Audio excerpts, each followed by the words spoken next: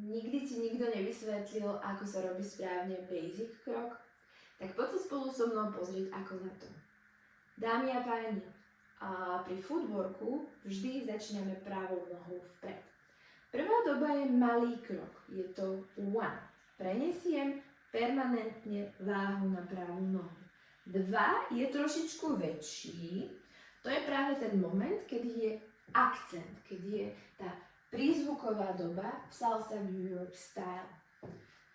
Keď prídem do basicu 1, 2, všimnite si, mám pokrčené koleno, stiahnuté brucho, váha na špičke. Na 3 sa odtlačím mierne dozadu s mojou nohou. Nie je to moje telo, ktoré ma ťahá dozadu, ale je to noha, ktorá ma odtlačí vzad.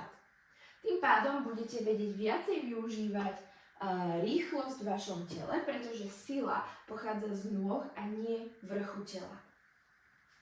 Keď sa dostaneme na tretiu dobu, 3, 5 je na mieste, 6 je vzad. Všimnite si, nepokladám pätu na zem, ale je opäť na špičke. Moje telo je naklonené istým spôsobom vpred. Hej, 6. A zase, keď som na 6. dobe tu, zatlačím, aby som sa na 7 dostala do takého v podstate môjho neutrálneho postavenia. Takže nezabúdajte, pokrčené kolena, spevnený kor, váha smerom vpred a pušujeme na 2. a 6. dobu. Prajem krásny deň.